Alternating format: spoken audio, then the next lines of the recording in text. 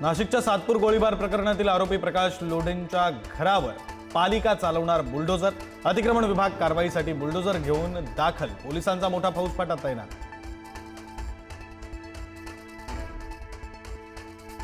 नाशिकच्या कारागृहामध्ये कैदी गांजा पितानाचा व्हिडिओ समोर। कैद्यांकडून थेट नाशिकच्या मध्यवर्ती कारागृहात फोटो सेशन। नाशिक कारागृह प्रशासनाच्या दक्षतेवर आणि देखरेखीवर प्रश्नचिन्ह। मतदार यादीतील घोळ सुधारल्याशिवाय निवडणुका घेऊ नका, सर्व विरोधी पक्षांची एकमुखी मागणी। निवडणूक आयोगाच्या निर्णयानंतर 2 दिवसात विरोधी पक्ष भूमिका ठरवणार।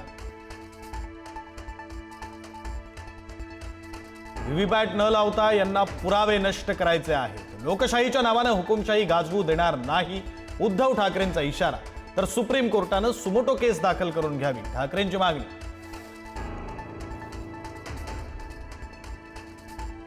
मतदार याद्या न दाखवणं हाच मुळात घोळ आहे। कोण कोणाचे वडील हेच याद्यांमधून समजत नाही। राज ठाकरेंचं टीकास्त्र।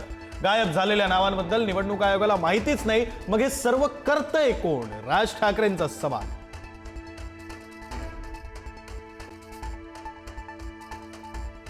राज ठाकरेंच्या आरोपांनंतर कांदिवलीतील मतदार यादीतील घोळ समोर। महेंद्र चव्हाण आणि नंदिनी चव्हाण या बाप लेकीचा पत्ता चुकीचा।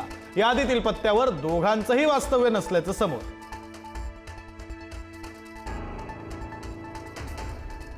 इतके कन्फ्यूज विरोधक पाहिले नाहीत। मागणी काय करायची हेच माहित नाही। कायदा समजून न घेता फक्त नरेटिव्ह सेट करण्याचं काम सुरू। मुख्यमंत्री फडणवीसांची विरोधकांवर टीका।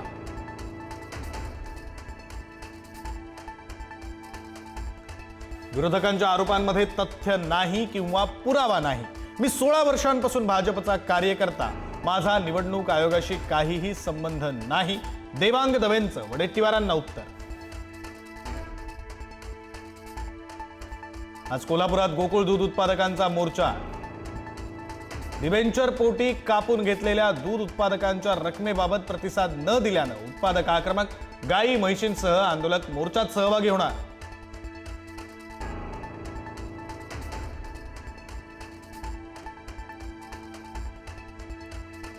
क्रीडा शिक्षक नसल्यास अल्पसंख्याक शाळांची मान्यता रद्द करणार। क्रीडा मंत्री माणिकराव कोकाटे यांचा इशारा।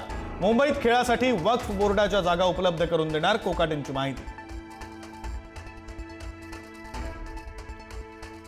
राज्यामध्ये पुन्हा एकदा मुसळधार पावसाचा इशारा। पुढील 2 दिवस मराठवाडा, मध्य महाराष्ट्र, कोकण आणि विदर्भातील अनेक जिल्ह्यांना येलो अलर्ट। उद्या वादळी वाऱ्यासह पावसाचा इशारा। कोकणात पावसाचं पुनरागमन। रायगड जिल्ह्यात विजांच्या कडकडाटासह मुसळधार पाऊस। दिवाळीच्या तोंडावर पिकांचं नुकसान होण्याची शक्यता। शेतकरी चिंतेत, तर वीज पडून एकाचा मृत्यू।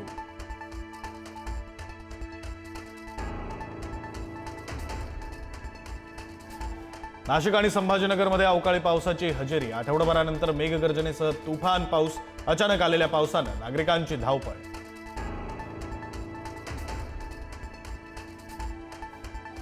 मुंबई एसटी बँकेत तुफान राडा। सदावर्ते आणि अडसूळ गटाच्या संचालकांमध्ये जोरदार हाणामारी। आनंदराव अडसूळ संघटनेचे 4 ते 5 संचालक जखमी।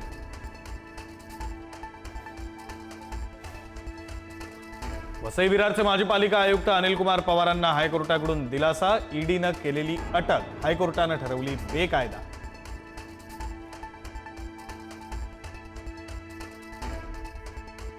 भीषण संघर्षानंतर पाकिस्तानची शस्त्रसंधीसाठी अफगाणिस्तानला विनवणी। दोन्ही देशात 48 तासांसाठी युद्धविराम।